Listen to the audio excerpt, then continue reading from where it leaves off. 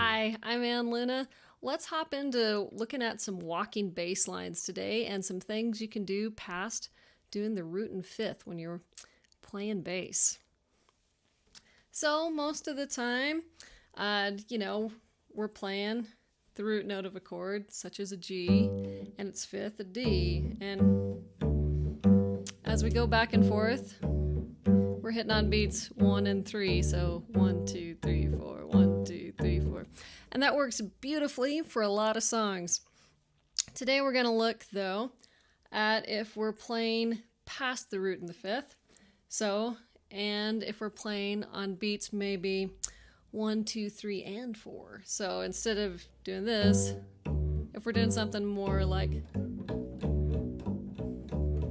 right? So first, it's good to be aware of where a walking line might fit in well. So listen to some songs and things like Heavy Traffic Ahead, where they walk maybe at the beginning and for part of the song, but not throughout the whole thing, too. Know that this is a really powerful tool that you have as a bass player and that it very much affects the song. So you want to make sure that it actually fits with what you're doing. So one of our kind of bare bones walking lines, and this is where it's nice to know just a little bit of music theory. So if I say a G chord, and as a bass player, most of the time we're probably thinking, okay, I can play a G and a D and be good, and it's true. But if we're going to start walking, then it's nice to know what else makes up that chord.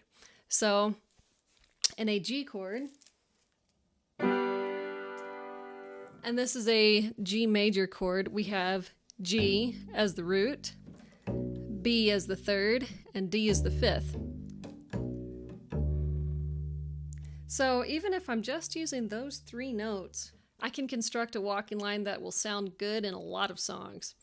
And if I'm trying to hit on beats 1, 2, 3, and 4, if I go back and hit the G on beat 1, B on beat 2, D on beat 3, and go back to the B for beat 4, then it sounds like this. If I go up to C or a D, back to G. So looking from the side, got my middle finger on a G, first finger B, open D. That's all over major chords. And so with a minor chord, it's going to change what we play a little bit. So let's hang out on a G for a second. So if we've got a G, if I want to make it minor, I'm going to lower the third a half step. So that's minor. Here's major. So on the bass, if we're looking at the difference between minor and major and a G, so same notes, just we have to change our fingering. So our major again, if we're doing minor, we've got to take that B and make it B flat. So for me, it makes a little more sense ergonomically and for my fingering if I hit that G now with my pinky instead of my middle finger. So I can hit this B flat with my first finger. So important to look at whether a chord is minor or major. It's also nice to know if you have a seventh and what type of seventh it is. If you have a major seventh or a minor seventh or a dominant seventh, so that'll make a difference in what you play also. So if we're looking at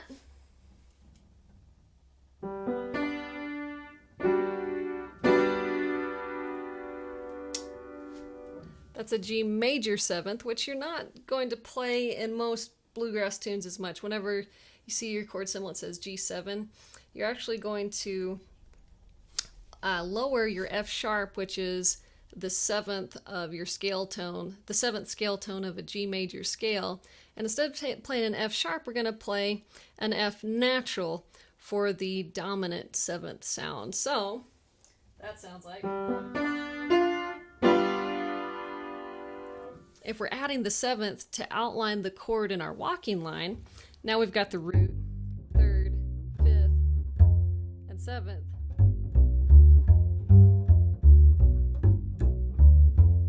You know, so if we're playing on beats 1, 2, 3, and 4, 1, 2, 3, 4, then we could play this high G on the next measure if we're still on a G, right? So, and so that G7 sound usually indicates that we are going from a G7 to a C. So that's usually how that resolves, is your 7th chord is going to be the 5th of the chord you're going to. So this is nice on bass because I can see from a G, and if I think, oh, what's the 5th of that, and it's going to be right across from it if I'm playing below it. So if I've got this low G, here's my C. So pause here and hear how a guitar playing that sound is going to naturally lead our ears into the C chord. Here's our G major.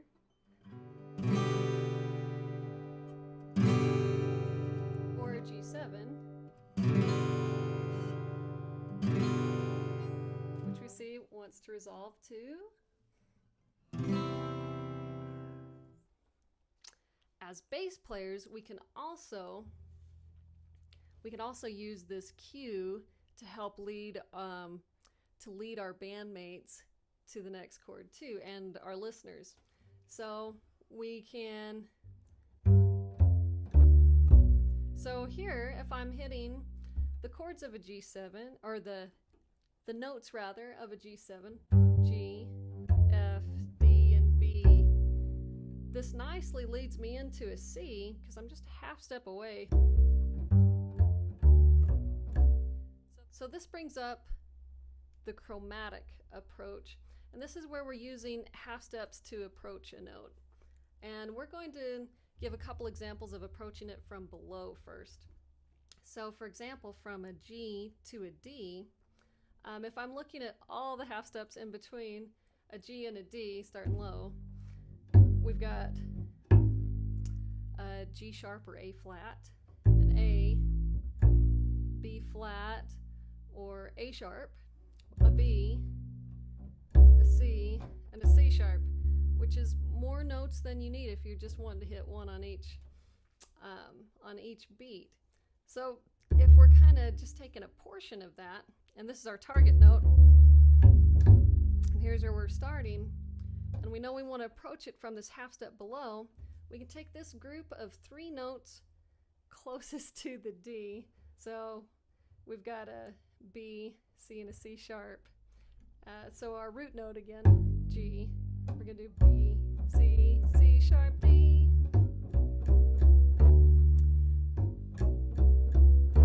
You could do that same pattern going from a C to a G, or even from a D to a G. So putting that in context, if we've got just our walking line that we were starting with.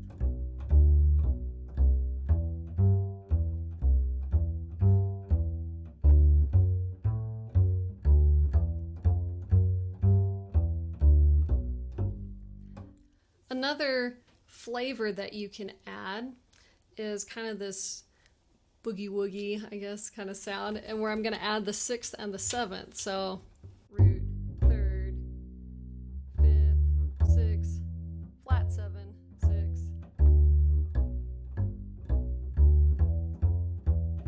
So this is a G, B, D, E, F natural, E, D, B.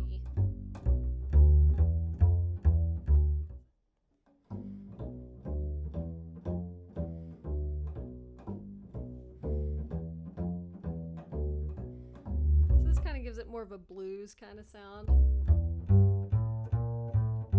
So if I just move that up to a C, so I've got a C, E, G, A, B flat. So I'd be playing the flat 7 of that particular chord, which helps gives it that bluesier sound. So you can dramatically increase your possibilities even with that pretty simple walking line by doing some other techniques such as slides or changing things rhythmically. So for example, if I've got that same G major chord that I'm outlining, the G, B, D, B, right? We're going to slide into the 3rd. So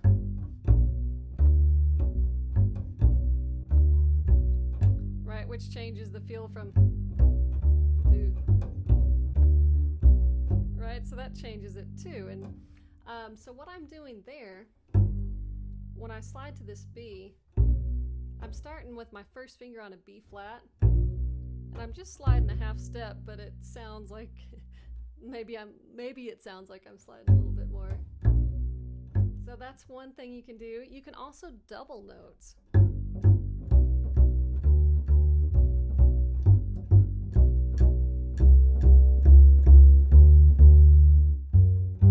So doubling it changes the feel. You can also change beat 4 instead of we've been hitting quarter notes.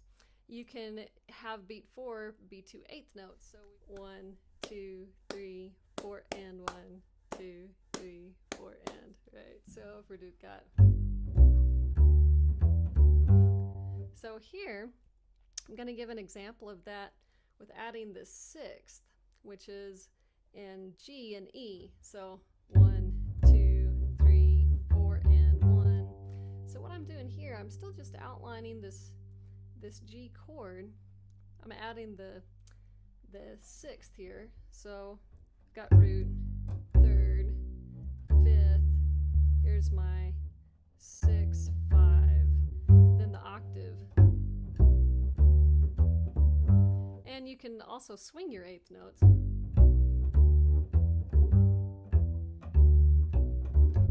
And so there, deciphering that line, I've got my low G, B, D, E, D for our eighth notes, high G, E, D, and then I'm doing my next set of eighth notes on a B and a D, then a low G. So again,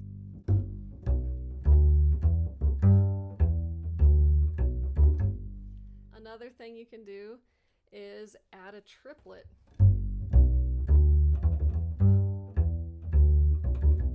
So that's that same group of notes we just did. Have root, 3rd, 5th. The triplet is going to be on an E, D, E. So 1, 2, 3. So 1, 2, 3, triplet.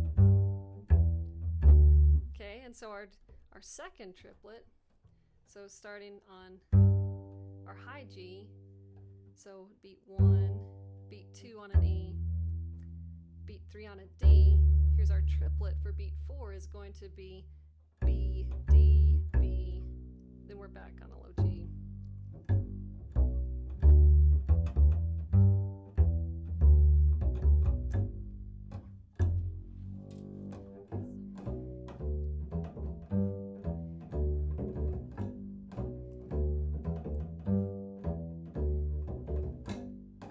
So those are a couple rhythmic options that you can try.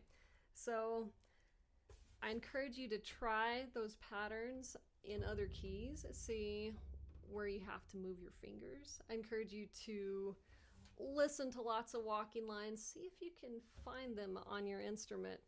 And if you found something particularly useful or a little confusing about this, please feel free to contact me. I'd love to hear from you. You can find me at www.anneluna.music.com. That's ANNELUNA music.com. Or you can email me at ann.luna21@gmail.com. Hope to hear from you and happy playing.